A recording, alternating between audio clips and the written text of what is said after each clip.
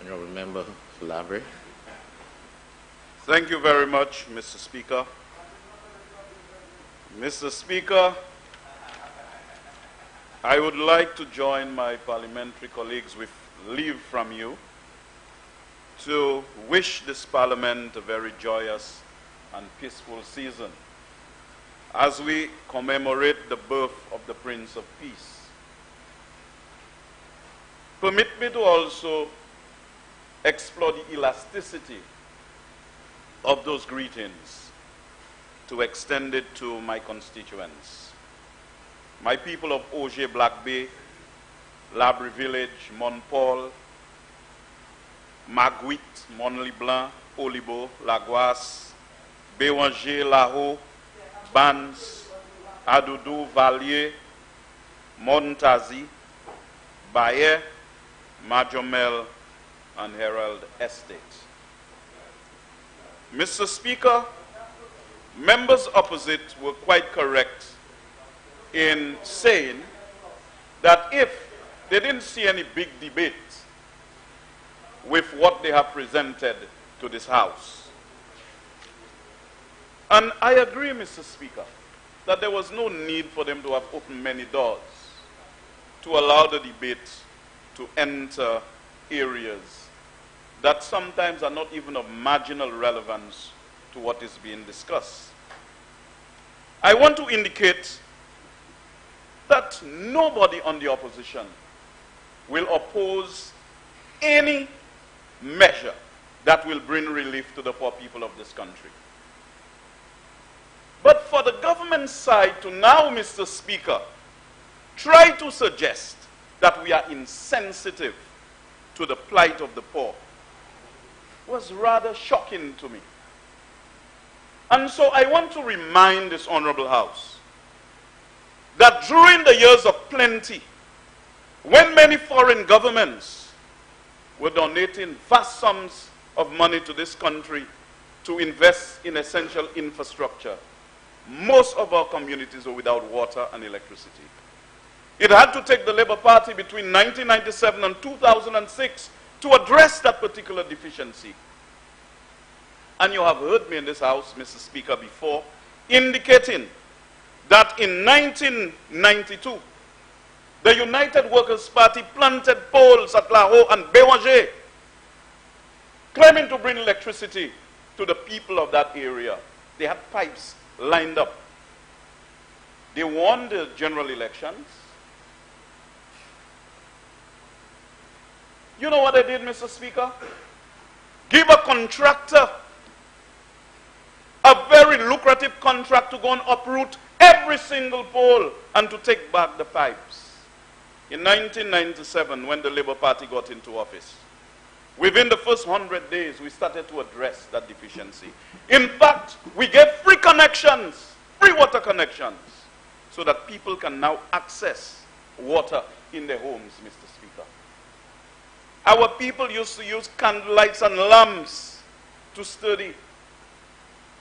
And for the very first time, they saw electricity in their homes. It was this same UWP administration that said they refused to bring electricity to Bhutan. The then Minister of Finance said it's best to relocate the people than to bring any electricity to them. It was the Labour Party that brought the electricity to them, Mr. Speaker. So, Mr. Speaker, to try to suggest that the Labour Party is insensitive to the plight of the poor is really a long shot. Highly unnecessary, because the evidence is clear. It is well established in this country that the Labour Party has a history of either implementing measures to bring relief to the poor people when we're in government, or we champion their causes whilst in opposition, like now. I heard the member for Castries Southeast pointing at the opposition and saying, oh, we don't understand development. We don't understand this, and we don't understand that, and we don't understand economics. Mr. Speaker, when we are speaking about poor people, to really address the pressing but legitimate needs of the poor people of this country, we need a sound economic framework, a stable macroeconomic framework to do so. Well, I'll use your term balance. If you want to introduce that one, we're on the same page. But if you want to introduce balanced development, how can you take away lands at Beausejour and give it to Tioa King instead of allowing the facility, the meat processing facility, to bring relief to us? And only Sunday I said, by 2050, Mr. Speaker, it is estimated that the world population will be about 9 billion. And food security would become very important, even more important than now. And livestock and poultry, they are providing the world's supply of protein. And I did indicate that when we export to foreign countries, we don't control the price. When we import, we still do not control the price. And if we had to move in that direction, at least for food security and sustainable agriculture. But you have taken it and given it away to Tioa King. I have provided vehement and uncompromising opposition to this on the basis that it has no developmental value. And it's just like flogging a dead horse, Mr. Speaker. But, Mr. Speaker, we also indicated that you need sound financial management to be able to deliver to the poor people of this country. And what is happening if Iwanora International Airport? The opposition is not wrong. The opposition is not wrong. The Prime Minister knows that. The member for Kasri Southeast knows that. Every single one of them, they understand that there was no need to depart from the arrangement with the World Bank, Mr. Speaker. We needed the fiscal space to address ourselves to taking care of the developmental problems of this country, education, healthcare, etc. What are the priorities? Is healthcare a priority for the Prime Minister and his government? Absolutely not, Mr. Speaker. And we can see, Mr. Speaker, that there is absolutely no reason to undertake that development at this juncture in time at the St. Jude's site. Instead of completing the buildings a long time ago, where we could have entered in 2017, they are building a papi show there, and nobody knows whether it is not sleeping quarters for their friends who would come and build hospital and be at racetrack, or nobody knows. We ask for full disclosure where those matters are concerned. And instead of utilizing the monies that they found from the loan that we took from the people of Taiwan, they are engaged in some demolition of buildings at the site. You all can spin whatever you all want. You all can spin and try to reduce what is important to the people to insignificance. That's how you all are. You all are insensitive to the plight of the poor people of this country and believe that you all can use fiscal illusion to escape. How can you reduce VAT from 15% to 12.5% and say, hey, look, we have reduced it by 16% because we want to lessen the tax burden on the people of this country. But you put $1.50 on every gallon of gas, an increase of 60%. How can you ease the squeeze? How can you ease the squeeze? How can you ease the squeeze when all you do is to reduce what you say by 16% and burdening the people with 60%? And utilizing our resources, instead of pumping it in our development, we are wasting it. Why didn't Tioa King come with his own money and go and buy the Van Team lands and do his racetrack? We have to give away Beausejour. And we have to buy lands in the Miku area to say we're building another meat processing facility. That does not make any sense. That doesn't make any sense. And we warn the government. Honorable Member, I do not know the terms you would refer to using your air traffic and...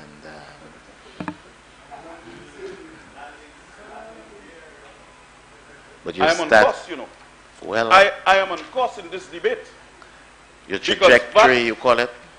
well, Mr. Speaker, I am on track. I am on course in dealing with what is before us.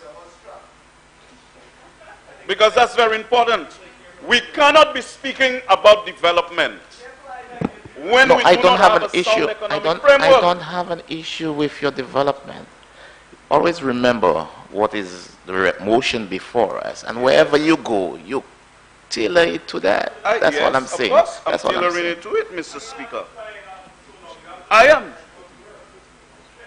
I am, Mr. Speaker. I am. And you know I'm always obedient, Mr. Speaker. I always acknowledge the Speaker of the House as this is his chamber. And this is why I have made a conscious effort to be on track at all times. So, Mr. Speaker, when the government speaks about the little things, yes, those little things matter. But what about the big things? Like the laptop program to assist our people in educating themselves, get access to education. Yes, it is relevant here. Do you know that health and education are fundamental ingredients in any recipe for development? How it's connected, you won't see it because you're not, well, but you can see how it's connected to horses. Yeah, that's all you all can see. Horses! Horses! That's all you all can see. Everything, it must be in the shape of a horse. Next time I come, I'll put everything in the shape of a horse, Mr. Speaker, so that members opposite can readily appreciate it. But I'll tell you, you can spin how you want. The time will come.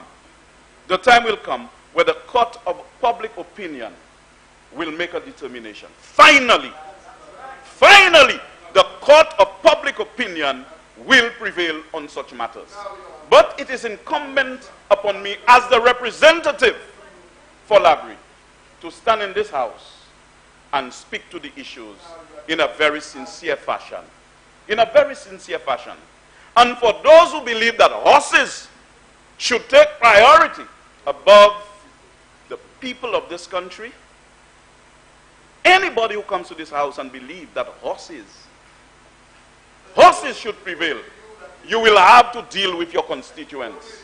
So you all can stay there and laugh. You all can laugh. I warn you all about the site, the DSH site, a very soggy place. You all can't even have Jackie come there anymore. Huh? You all have to go to the Philip Massenet grounds. The containers that are sinking. I know that. I warn you all about the water. You all are creating environmental problems there.